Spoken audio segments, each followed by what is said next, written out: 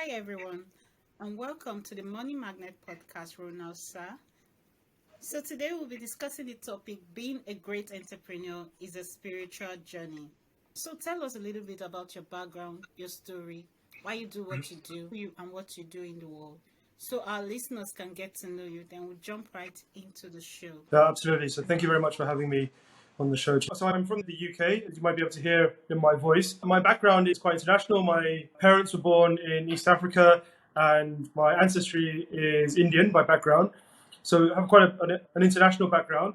My parents had a business here in the UK, which was pretty successful. And they, of course, they were wanting a business, but they were always very focused on the bigger picture. Why did they want the business? What kind of family did they want to raise? They had very clear values, and I think that really affected the way I look at business. I then went on to have a very traditional education. I was a professional for many years before I began coaching various people. And now I coach entrepreneurs and founders, I coach leaders, and I coach people in finance, especially traders. So that's how I got to where I am now. That's very awesome. So it's a good thing we have you here because this month's theme is all about spirituality of business. Yeah, so I'm so excited having you here. Thank you for being here. So the first question we'll get to is how do you convince entrepreneurs to take a spiritual look at business?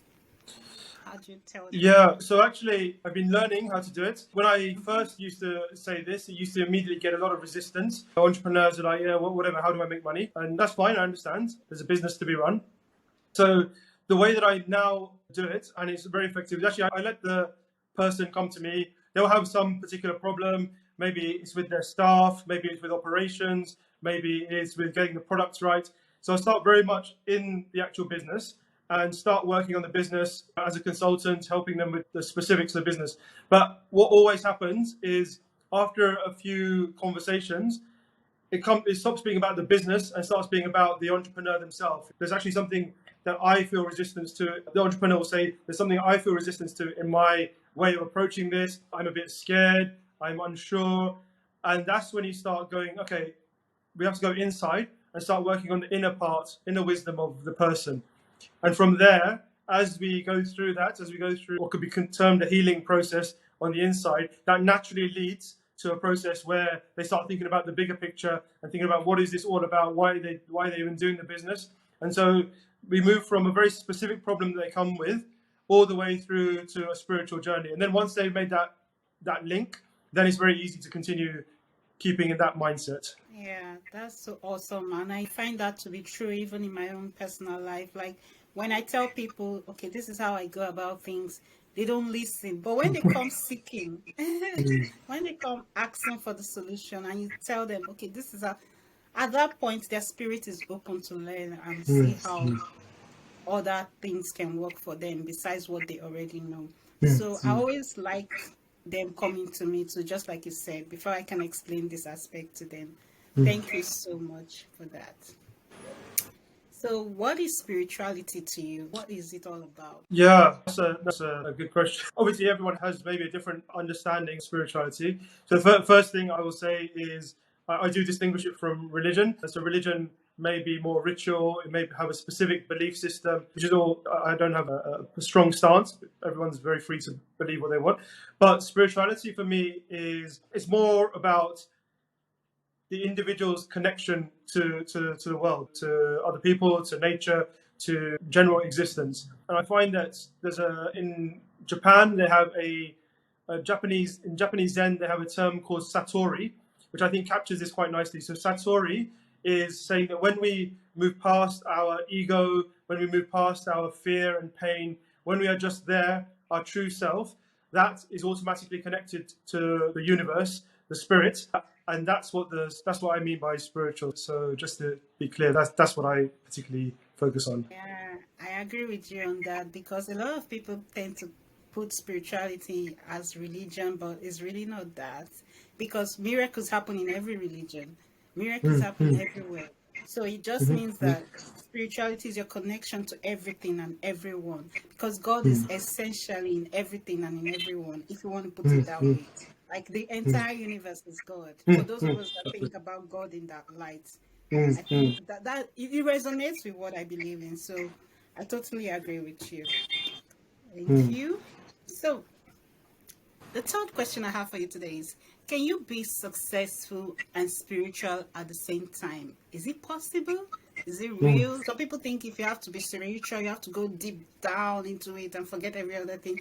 If you have to do business, you have to go deep down into the world of Mm. business and forget Yeah. about every other thing at the same time. Is it possible? Yeah, yeah. Short answer, yes.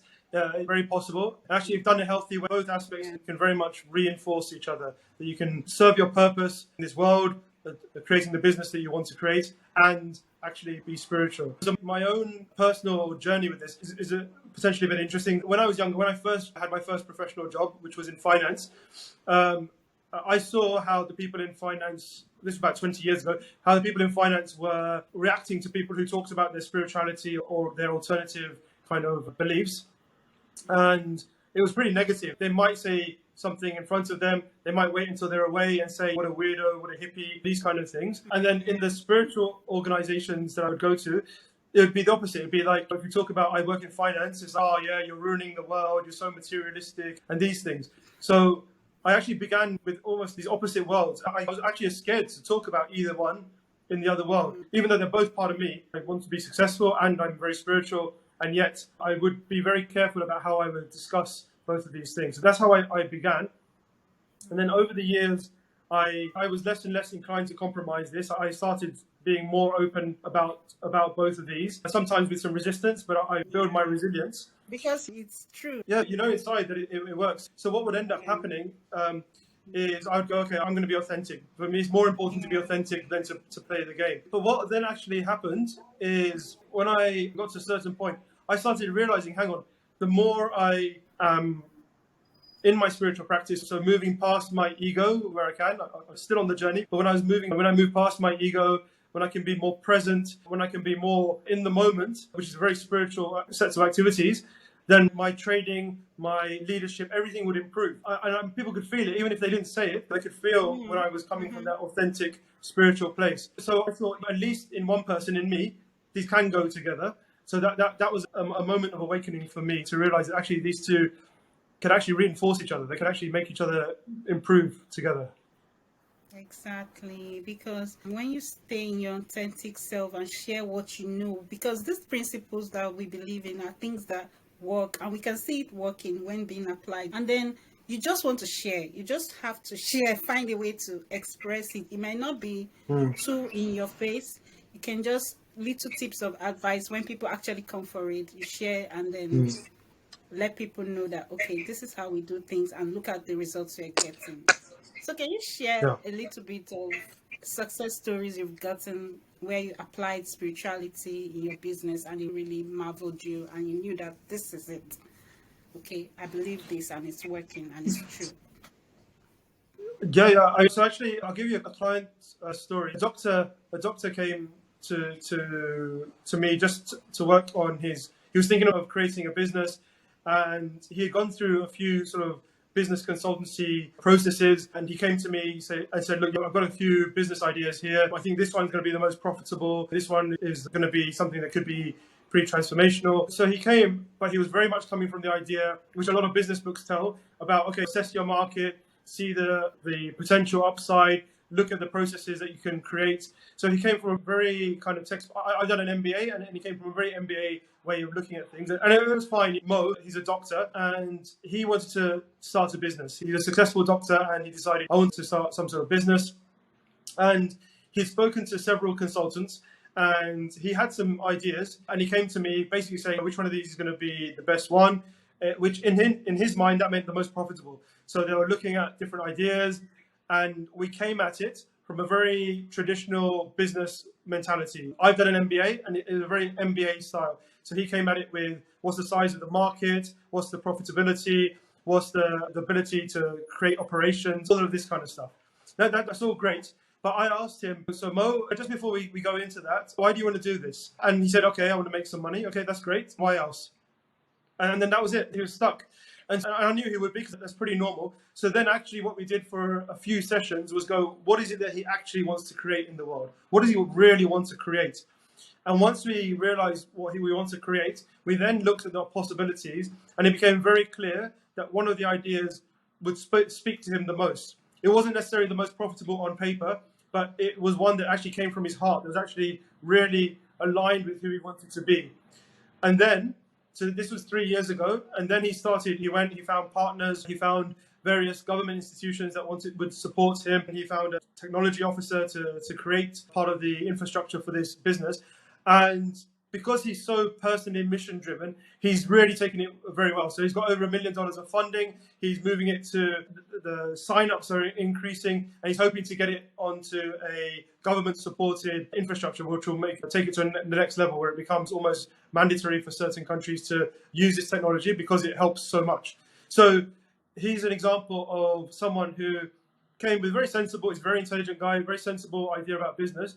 But when we went to the core, his purpose, his spirituality, that's when the real spark for the real idea came, and he is now a successful entrepreneur and is scaling up. Yeah, because the fact that a lot of people miss this point is we are spiritual beings, just wearing our physical body. Yeah, so you still have to, whatever it is you want to do, go back to that person, you go back to that spiritual being and ask, what's the purpose of all this? So that's the message I get from what you just said. First, discovering your purpose, aligning your thoughts and actions towards it, and then boom, the miracles of business will follow. Am I Yeah, right about very that? much. Very much. Yeah, Yeah. absolutely.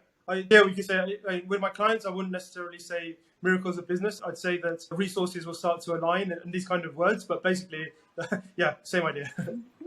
Yeah, yeah.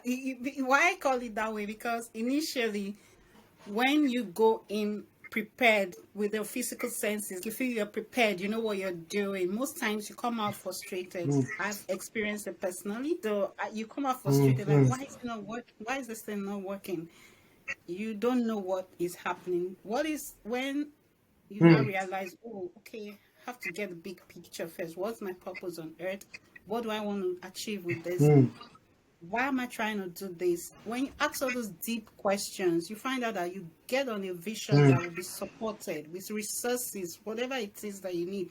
You just find out that because you're on this journey with your awareness of who you are and why you're doing what you're doing, the doors will keep opening and more experiences, more hands, more knowledge will be added to whatever it is that you already have. I think that's how I. Yeah, absolutely. Yeah, that, yeah, and there's a view I subscribe to, which I don't always articulate directly to the entrepreneur, but I think that when you find your real purpose, that actually it's also the purpose the universe has for you.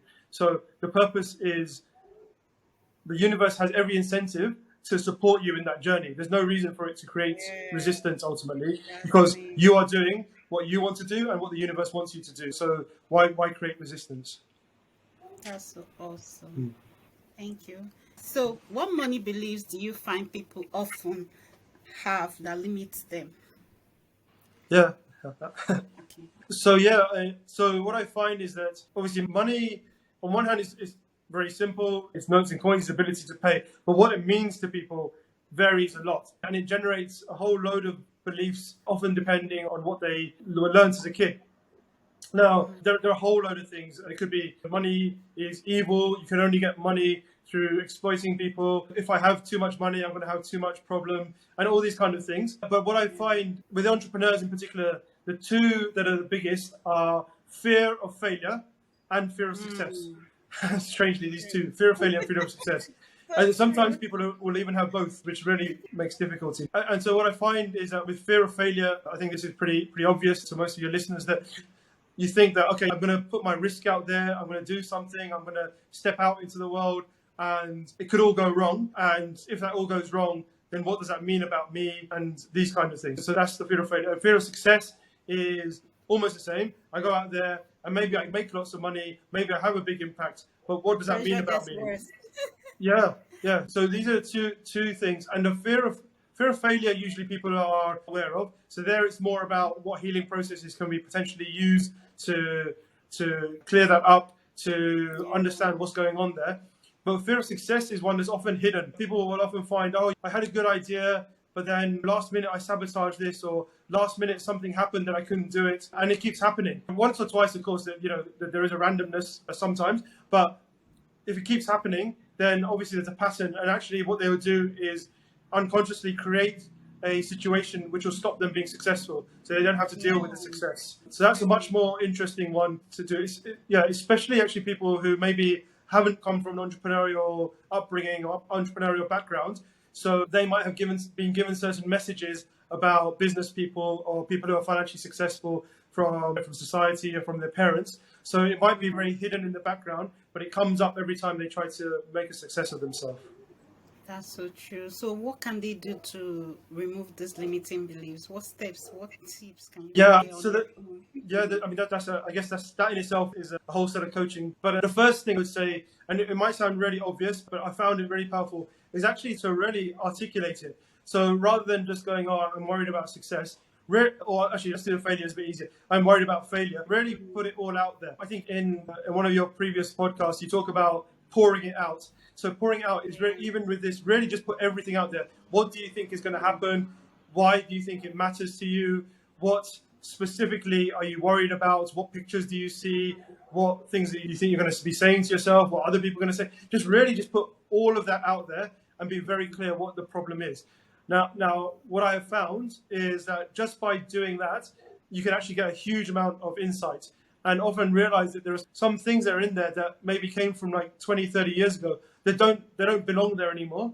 But you don't know it because it's been hidden in the background. But as soon as you put it out there, Yeah. as soon as you cast a light on the shadow, as we say, you start to reveal that what used to be maybe a bit of a monster is now just a small little animal that doesn't have to hurt. But this is really the biggest thing. And then there are healing processes that you can use various processes. But really, I find this is enough for many people to actually start to already not be controlled by these beliefs or these emotions. Thank you so much. I think that will be so helpful to our listeners. This is the same thing we've been sharing over and over again. You can do this, you can change your limiting beliefs. I like to encourage people listening to pick affirmations that suit what they want. It helps a lot. So in this case, if you have so much limiting beliefs, because a lot of people, they've been hearing so much negativity, they don't even know that it's being stored in their subconscious mind and their body acts based on that. They don't know all that. But with time, when they start using affirmations, they're trying to reprogram the subconscious mind. It really helps. Like, I'm so excited to know that someone else believes this thing that I've been saying. Thank you so much for sharing your knowledge with us, sharing everything you know about spirituality of business. I really appreciate your presence. One last question, please, Ron. Yeah. Imagine you had an unlimited budget. What would you do to have the biggest impact on the planet?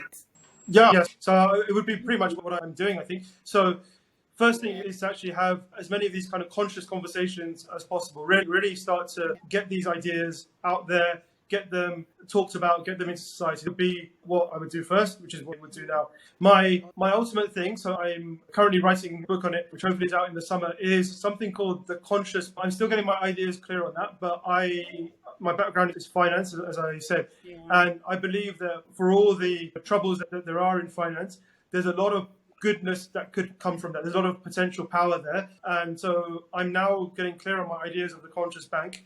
And then I guess if I had unlimited budgets, rather than going and looking for investors in the bank, I would actually just make it directly myself. But that would be the big project, making the conscious bank. Yeah. That's awesome. So your book, is it out already, The Conscious Bank? The conscious bank is due in summer. The book I'm currently about to release is called Leadership of Service and Connection. So that's spiritual leadership. The conscious bank I'm still working a few things out about the construction of that bank. That will be out in the summer. Thank you. So I'll drop the link in the description box for anyone who wants to go purchase. It's in hard copy, right? Because in Nigeria, we can only order hard copy from Amazon. Oh, okay. That's good to know. Then I will make sure I make a hard copy as well. Okay. All right. So lovely to have you here. I really appreciate your presence. And I'll always want to hear from you. When the Conscious Bank is out, just let me know so that I can put a word out on my podcast shows. Sure. Thank you so much. Thank Thank you for a you. wonderful Have a lovely conversation. day ahead. You too. Bye-bye.